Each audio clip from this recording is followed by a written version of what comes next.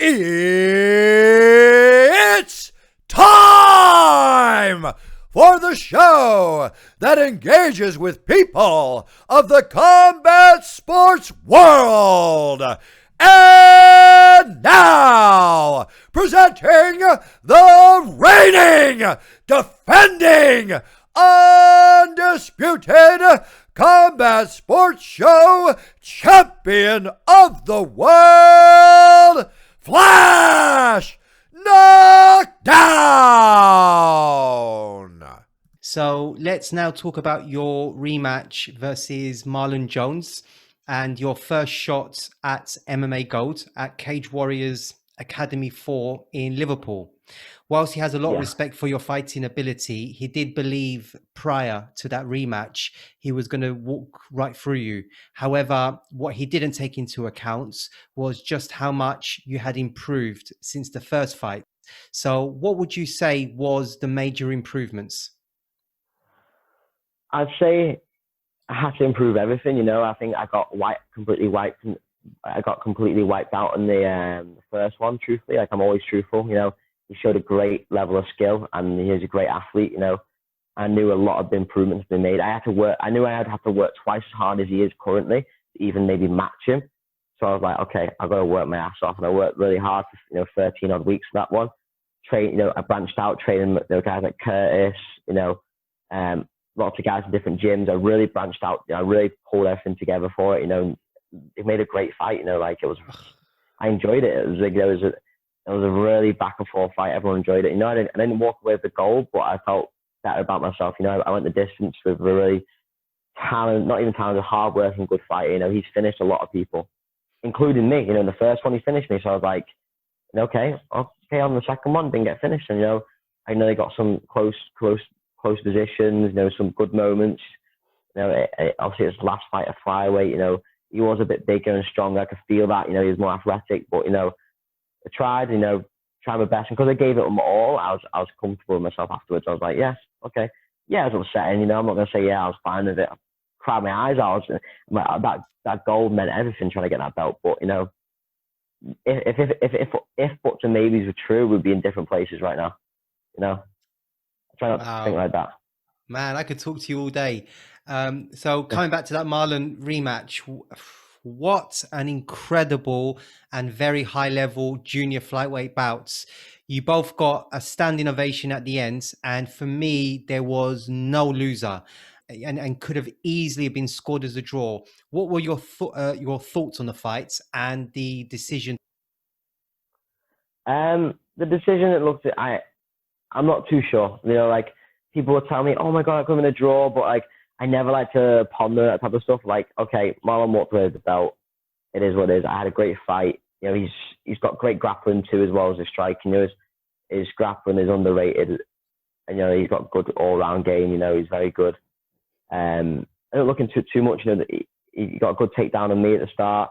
I got one of the lateral drops, trying to push a pace, trying to throw subs on. I was just trying everything to win, just trying everything, He had a lot of answers, which was good, and it was a good fight. The result, it is what it is. He walked away with the belt. He was already champion before that fight, so it's not like it was a shock steal. He defended his belt. Good on him. Don't look back on it too much because I was like, okay, I'm 18 next year. It's my last under 18 fight. So I was like, okay, on to the next one.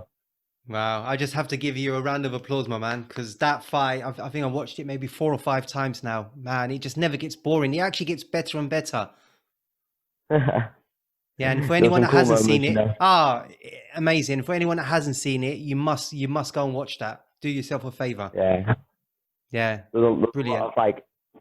We've always respected each other. I didn't have any animosity to him, but it was no, we've seen each other a lot around the circuit. I fought before. It was very it just felt like there was quite a good build-up. A lot of people knew about the fight was going to happen, and afterwards it was Curtis, my teammate, was fighting Liam, who obviously is friends with Marlon, and me and Curtis are friends. So it's kind of me and Curtis were in trying to get the belts. They were defending it. It was very cool. It was set out very, very set up very well. It was really cool. Yeah, nice to see that. I love that. It's nice to see that, and he speaks very highly of you as well.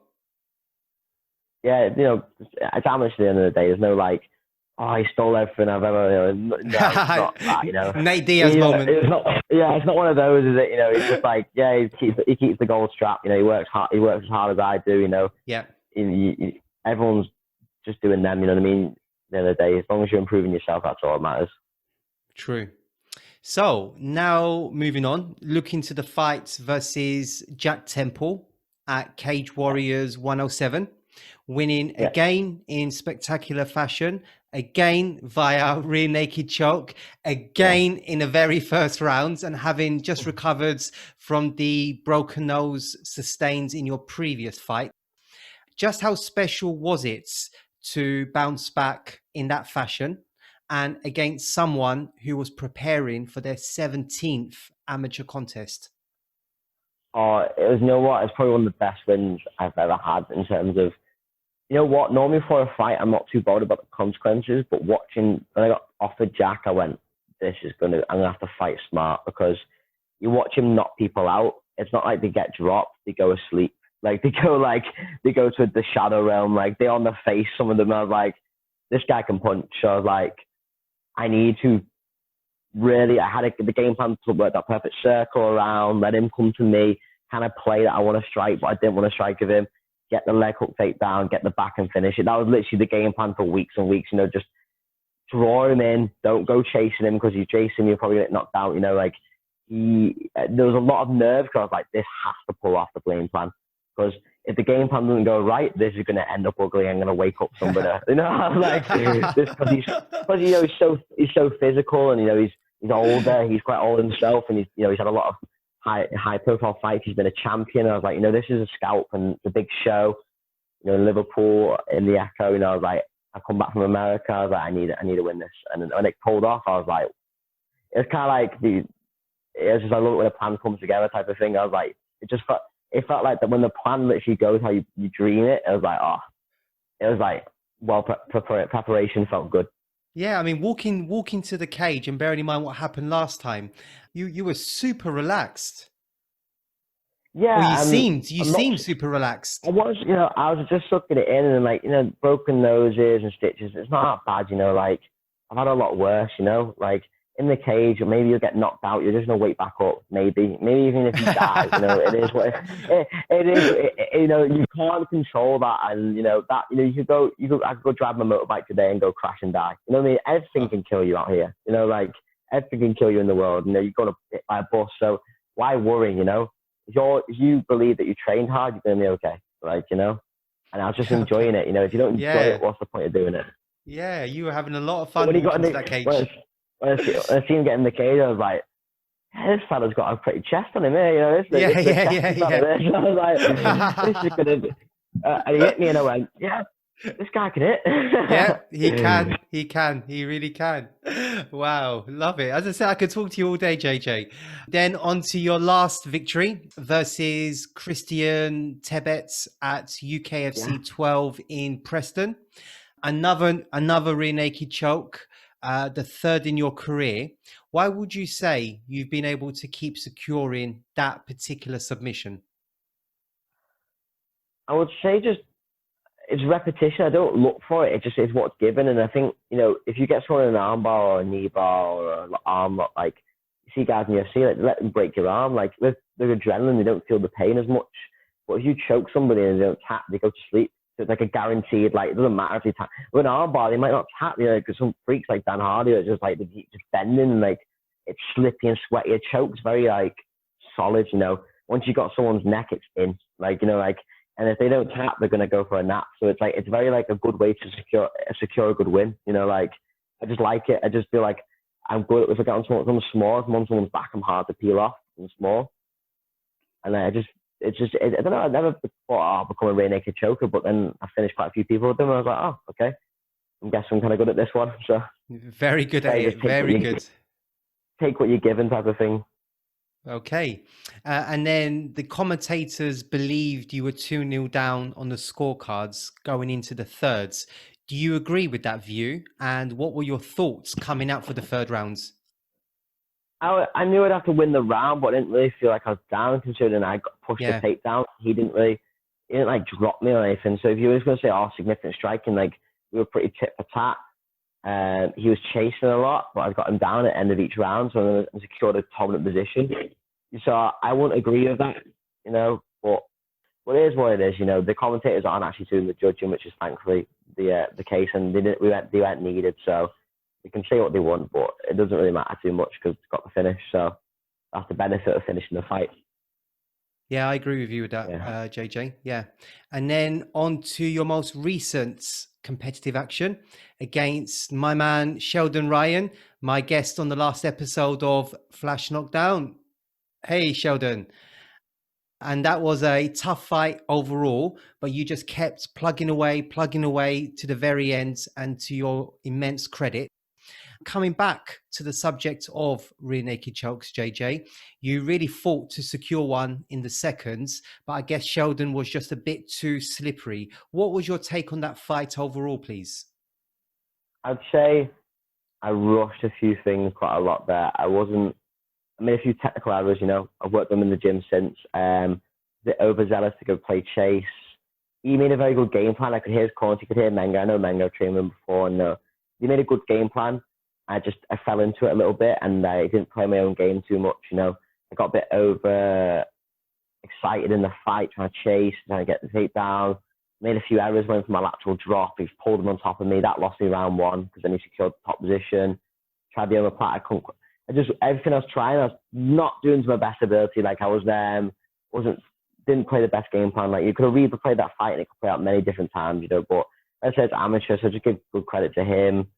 There's nothing much really you can look into. You can't go, oh, he's a specialist in this. You got to win. Good on him. Not too bothered. Just go and get ready for the next one. Just take the lessons from it. So that's all you can really look into it. Really, Last round he got on full guard. I couldn't really get him out. He's quite strong, pinning me down, hugging the hips. Tried the leg locks. Just a bit ran the clock. I just ran out of time. I wasn't tired. I just ran out of time. Really, couldn't get anything going. Sometimes you have a fight, you set into a groove, and you're like, yeah, you're in flow, and everything sometimes it just takes you're just out of groove. You couldn't get my rhythm, couldn't get my game going as much. Okay, makes sense. So then bringing us to the present moment, JJ, where you find yourself in Thailand, just talk to us about the motivations behind that move, and then your plans both in the short, medium, and long term, please. So I started visiting, traveling and training to get the best experience, and try and train the best. And then came to Thailand last year for 2 months, and I was like, I'm coming straight back. And then I just got addicted, and I did. And then I got addicted to here, and the training, the gym, the groove was right, the training partners are right. Vaughn's a great coach, and molded them really well. Rudy, all really good fighters. Top Team is such a good facility. Especially when it's high season here, we have fighters from one championship. We've got guys who are in one, like Coach Ben, who just had a fight on one. You've got, there's so much talent coming through, and also you're in Asia, so there's a lot of small guys, a lot of 57 kilos, 61 kilos. So you're really getting the best training at your weight class, And then it's also the lifestyle. I had a lot of problems back in the UK for many years. Now I've got a new life. I can think finally clearly, train without the worries, no worries. I love the lifestyle here. I feel like Thailand was a home. I found home. I love the lifestyle here, and I couldn't consider. When I visited back to the UK, kept me home. I was like, I want to go home. In terms of Thailand, I just feel at home here. The lifestyle, the way people are, the training partners, my friends, the gym, Top Team. I can't thank them enough. They're just amazing facility. It's just. I love this place. It's amazing. Can't think of enough words to describe Thailand. It's got its downs too, Thailand, yeah, but it's just majority is good. So it's fair to say that you plan on staying in Thailand for the foreseeable future? Yeah, 100%. I think Okay. I think well, obviously COVID can't leave, but I think there's many good opportunities here in terms of fights. In the future, And when you're in Asia, you're here to one championship, which is something I've always wanted because my weight class is wanted there. 57 kg, that's more required over here. UFC doesn't really sign that many flyweights, and it's a fresh start for me. Not maybe also as well as my fight career, but also mentally. It's a good place for a good headspace, and you know, I don't know when I go back to England yet. You have to take with COVID. You have to take every day that comes. Yeah. So how does that change your fighting career? Are you staying in MMA, or are you going to transition to MMA. MMA? And have you got yeah? Okay. And have you got any still news on your plenty. next fight or not?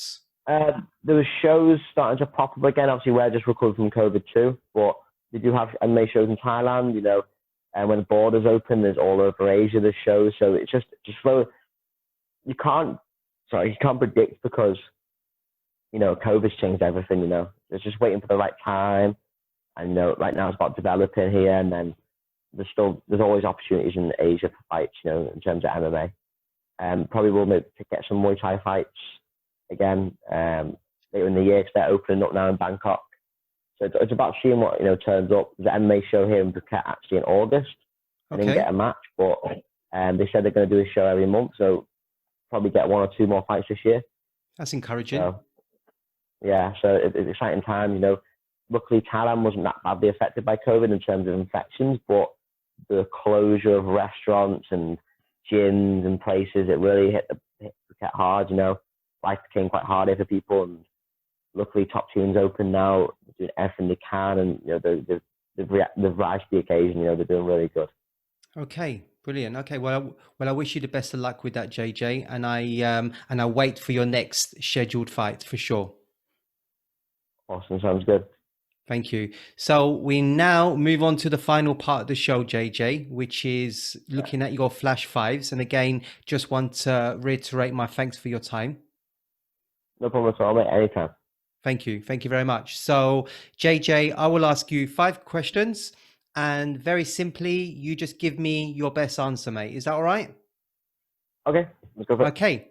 So, the first one, JJ, who would you love to compete against, either dead or alive? Alive, I'd say, I'd say at flyweight,